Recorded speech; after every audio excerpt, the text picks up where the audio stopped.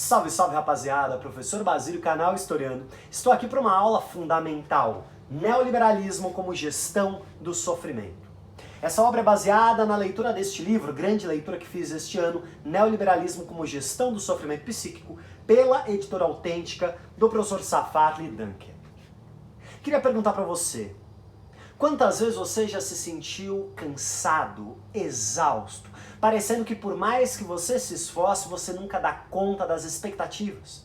Quantas vezes você já se sentiu ansioso com uma profunda demanda no trabalho? Quantas vezes você já se sentiu fracassado? Quantas vezes você já se sentiu sozinho, apesar de tantas e tantas conexões? Quantas vezes você já não quis desistir diante de um tamanho e profundo desconforto e sofrimento consigo? Quantas vezes você não pensou que apesar de tanto esforço, você nunca chega lá e nunca dá conta de suas expectativas? Talvez essas sensações não sejam somente individuais. Talvez elas se dialoguem, talvez elas tenham uma íntima relação com uma forma de se pensar, de se sentir e de se viver no mundo contemporâneo. Talvez isso tenha uma íntima relação com o neoliberalismo. E talvez, e essa é a nossa hipótese final, talvez o sofrimento individual não seja um acaso nem uma exceção, mas seja uma estratégia para potencializar a produtividade. Talvez enquanto você está sofrendo com uma sobrecarga psicológica e emocional, ao invés de abaixar a sua produtividade, você propriamente está se cobrando e buscando extrair de si cada vez mais produtividade. Talvez o sofrimento individual e psicológico seja um meio de potencialização da produtividade. Para que nós possamos entender a relação entre sistema econômico e o sofrimento psíquico, é importante nós fazermos um retrospecto histórico do que é o neoliberalismo. Talvez, assim como no século XIX a grande doença foi a tuberculose, afinal, pessoas chegavam nas cidades, moradias precárias, a tuberculose se alastrou. Talvez a depressão como grande mal do século XXI tenha uma íntima relação com nossa condição econômica, política e especialmente social. Meus caros, na década de 80, o capitalismo entra em crise, a grande crise do petróleo, e o capitalismo vai passar por uma reformulação. Temos a crise do capitalismo keynesiano, daquele estado de bem-estar social, que aconteceu claramente nos Estados Unidos e na Europa, não no Brasil, não no terceiro mundo. Mas o que era este capitalismo de bem-estar social? O Estado mantinha a propriedade privada, mas se colocava como um garantidor de certos direitos sociais básicos, educação, saúde, previdência social. O Estado, então, como certo garantidor de direitos básicos. Este Estado começa a colapsar em 1980 por uma série de crises, crise do petróleo, processo inflacionário, e o capitalismo vai se reconfigurar. Teremos a emergência do neoliberalismo, uma nova forma de gerir o capital, o trabalho e a vida. Grandes teóricos do neoliberalismo, podemos destacar dois fundamentalmente, o Mises e o Hayek, e também o Milton Friedman. O que é que Mises, Hayek, o que é que todos esses pensadores neoliberais têm em comum? Eles valorizam a liberdade individual e fundamentalmente a liberdade econômica. Para eles, liberdade é sinônimo de não coerção. Então eles têm uma concepção de liberdade negativa. Liberdade é eu fazer o que eu quero sem ninguém me coagir a não fazer. Então liberdade é sinônimo de fazer o que eu quero sem qualquer oposição externa. Eles contrapõem a sua visão de liberdade aos chamados regimes autoritários. Eles vão colocar num bolo chamado autoritarismo experiências históricas profundamente diferentes. O keynesianismo, este capitalismo de bem-estar social, o socialismo e até mesmo o nazismo. Para esses pensadores neoliberais, essas seriam três expressões de políticas autoritárias, porque afinal o Estado estaria exercendo uma coerção. E além disso, seriam modelos coletivistas. Meus caros, perceba, é uma visão de liberdade profundamente frágil e além disso, eles estão rasgando a história, estão rasgando o debate político e econômico ao comparar coisas tão díspares como o capitalismo keynesiano, o socialismo soviético e o nazismo como algo igual, somente porque existe a figura do Estado. Para eles, qualquer Estado que haja na vida social é igual, é coletivista e, portanto, autoritário.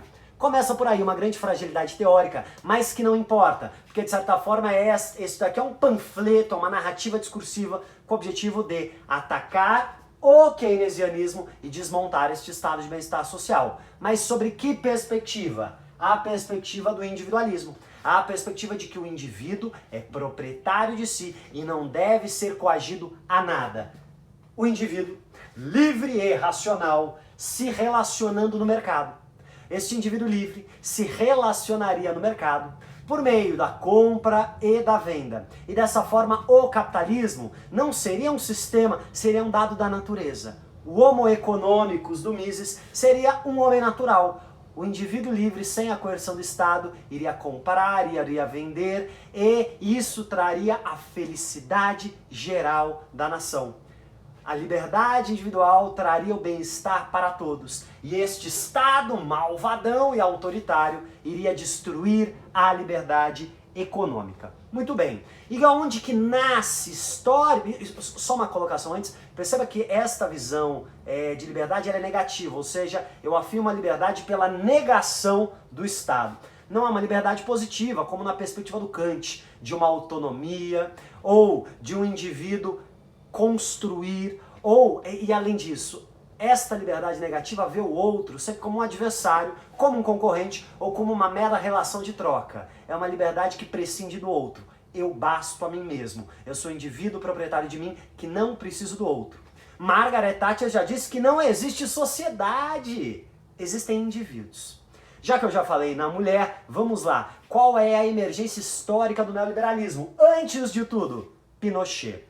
O grande balão de ensaio do neoliberalismo é o Chile de Augusto Pinochet.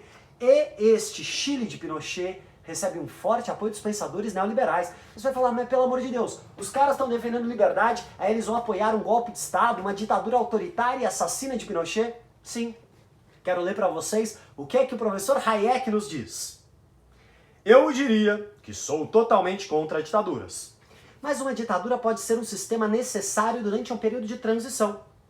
Como vocês sabem, é possível para um ditador governar de maneira liberal. E é possível que uma democracia governe com total falta de liberalismo.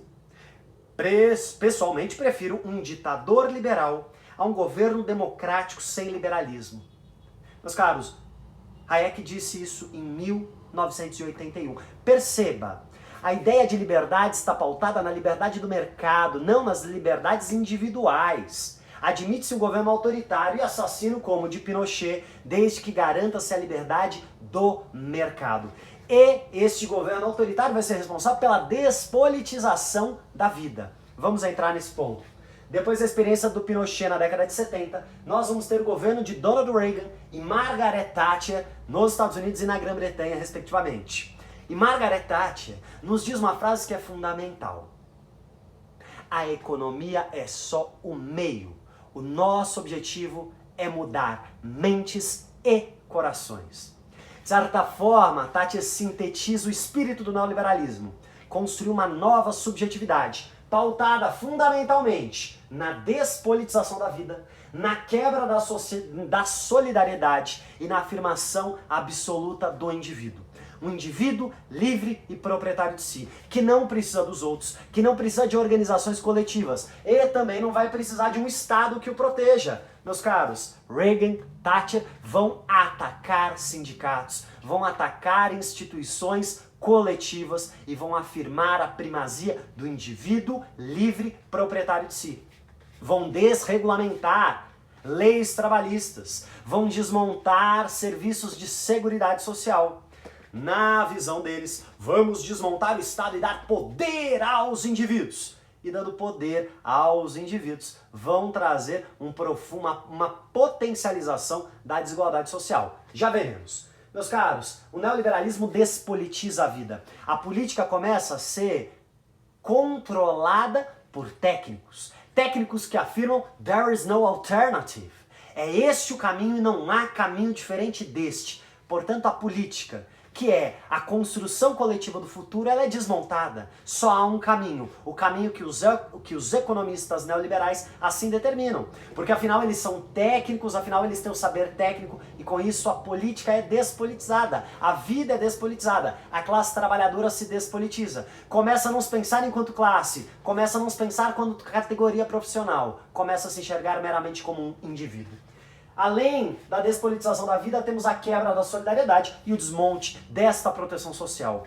Mas o neoliberalismo não é somente um processo gradativo de privatizações, de desmonte do Estado, de concessão para a iniciativa privada de serviços sociais. Direitos são transformados em serviços. O neoliberalismo é muito mais. O neoliberalismo constitui um novo processo de subjetivação. Novos modos de subjetivação. O que é a subjetivação?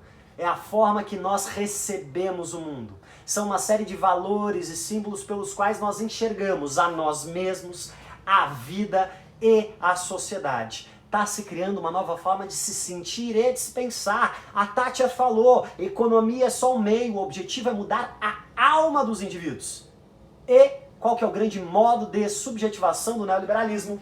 O indivíduo empresa, o indivíduo proprietário de si e empreendedor de si, que não precisa de lei trabalhista, que não precisa de seguridade social, que precisa somente livremente negociar sua força de trabalho e assim comprar e contratar todos os serviços necessários. Meus caros, neste novo modo de subjetivação, nós temos uma profunda individualização, quebra de laços sociais, quebra de solidariedade. Temos a negação do conflito.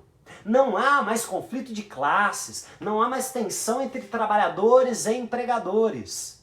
Não há, porque tudo é pautado por um contrato. Se você não está satisfeito com este trabalho, você é livre para se demitir e buscar outro trabalho. Você é livre para vender a sua propriedade no livre mercado, sem qualquer proteção social.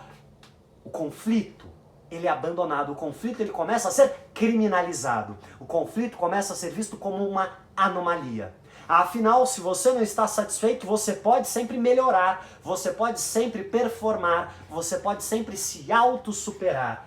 Além da negação do conflito, temos uma potencialização da concorrência. Já não é mais solidariedade, não há colega de trabalho, há alguém querendo sua vaga, há alguém querendo ser melhor do que você, há alguém querendo mostrar mais trabalho, há alguém querendo superar as expectativas. E perceba, o nosso próprio vocabulário, no nosso cotidiano, ele foi colonizado pela economia. Otimização, performance, superação, racionalização. Perceba, nós utilizamos essas palavras do campo econômico para a vida, para relacionamentos, para a dinâmica do trabalho, para tudo. Há uma tentativa deste indivíduo sempre se superar. Se eu sou um indivíduo, empresa, se eu sou empreendedor, eu vou querer sempre potencializar meu capital humano. Assim como uma empresa visa o acúmulo de capital, se eu sou uma empresa, eu devo sempre superar, eu devo sempre investir. E todo tempo é tempo de investimento, e todo tempo é tempo de trabalho. A vida começa a ser colonizada por uma lógica empresarial. Meus caros, todo este processo de subjetivação gerará novas patologias, novas formas de sofrer, potencialmente a depressão. A depressão é o grande mal do século e não por acaso ela surge na emergência do neoliberalismo. O que é a depressão senão uma potencialização de uma autocobrança? A sensação de que tudo que você faz não é suficiente, de que você deve performar e melhorar incansavelmente. Se você trabalhar com o que você ama, você não trabalhará nenhum dia na sua vida. E enquanto você dorme, eles trabalham. Supere-se. Seja o seu próprio patrão. Ou seja, a cobrança já não é externa a você. A cobrança foi internalizada a você. É isso que Foucault chama de governamentalidade. Já não há mais necessidade de um gerente, de um fiscal, de uma lógica disciplinar. Você internalizou esta autocobrança e esta busca de autossuperação e potencialização. O capital humano é você é a sua empresa, logo você deve potencializar a sua performance. Além da autocobrança e da performance, temos uma profunda insegurança. Sabe por quê? Porque tudo que você faz parece que não é suficiente. Tudo que você faz parece que não atende às expectativas. Amanhã você pode ser demitido, mesmo performando cada vez mais. Porque em última instância, adivinha só, você continua sendo um trabalhador. Um trabalhador que performa e que não se enxerga enquanto trabalhador, mas que é um trabalhador e que tem uma profunda insegurança. Afinal, você não sabe se haverá trabalho, afinal não há mais proteção social, afinal não há serviços sociais básicos. Se a sua performance não atender às expectativas, você estará morto de fome. Temos uma profunda incerteza em relação ao futuro. E temos especialmente uma lógica de frustração e angústia, porque toda a sua performance parece que não é suficiente. Então você precisa sempre performar mais. E você fala de forma acelerada. E as novas tecnologias, justamente emergindo na década de 80, elas possibilitam uma conexão, uma aceleração do tempo, uma aceleração da vida. E você fica cada vez mais cansado, e você já não dorme, e você fica preso ou na frustração diante de uma não performance suficiente, ou você fica preso no amanhã, sempre numa constante ansiedade. A depressão e a ansiedade vão se articular e fraturar a sua saúde psíquica. E adivinha só, você não fala disso com o outro, porque o outro é um potencial concorrente, ou porque não sobra tempo para você ter relações sociais. Você pensa assim, enquanto indivíduo, o outro é um concorrente, o outro tem inveja, o outro é um problema. O outro se tornou um problema. O neoliberalismo nega o outro. Ele nega qualquer vínculo de experiência social, humana, relacional com o outro. Meus caros, a depressão vai ser essa materialização do fracasso nessa tentativa de autovalorizar, nessa tentativa de investir e melhorar a cada dia. Não por acaso, a DSM-3, que é um manual de transtornos mentais que se desenvolve por volta de 1970, ela vai tratar a depressão de forma biologizante.